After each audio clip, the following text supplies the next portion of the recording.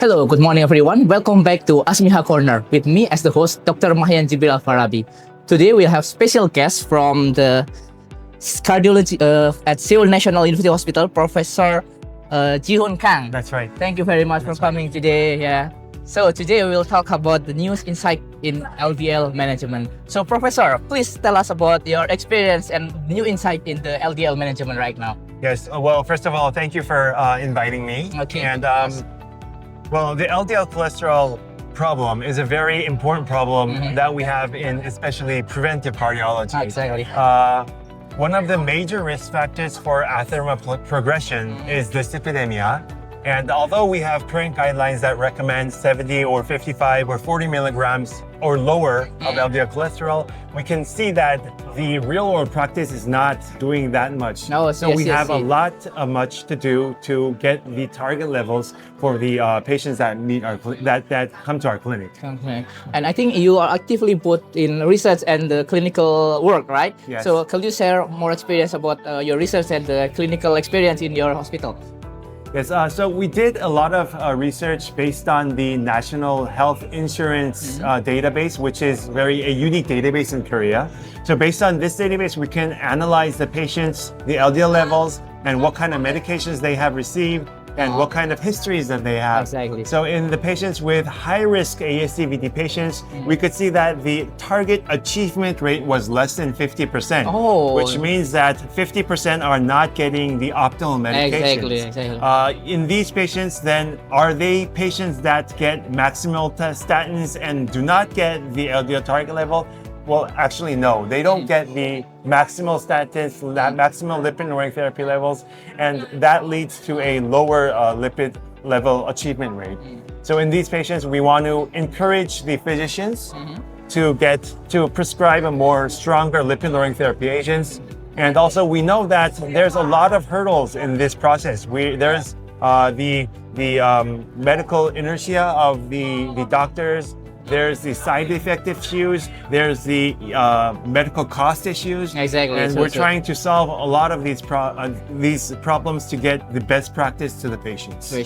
Yeah, it is interesting that less than 50%, right? Yeah, less than 50%. And also, I think this is a very big challenge. So how could you convince the patient or the insurance to make sure that they can make the most effective way to improve their LDL levels? Well, we have to persuade the medical doctors. Exactly. And the medical doctors are not just the doctors who work in university hospitals. They're doctors who work in the local clinics, the private sectors, the rural areas.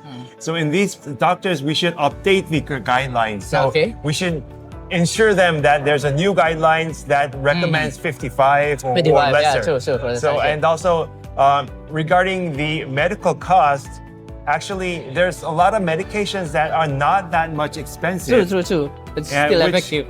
Yes, so when we add any kind of single pill combinations to a high-intense statins, the medical cost does not go up that much. Oh, interesting. Yeah. So one of the ways that we persuade the government and the patients is that even if we switch this medication, the medical cost will not go up, while the clinical outcomes will decrease, which is based on a lot of clinical studies. Another issue is that the patients, when we try to change a medication, there can be some kind of resistance barrier. Resistance. But again, we should solve this by getting a nice relationship with the patient. So we're trying to do something better for you, the patient, and this should be based on patient and doctor personal relationship, which is another important issue that we try to solve in the clinic. Okay, very interesting. And then what will you see in the next LDL management in the future, maybe in the Asian?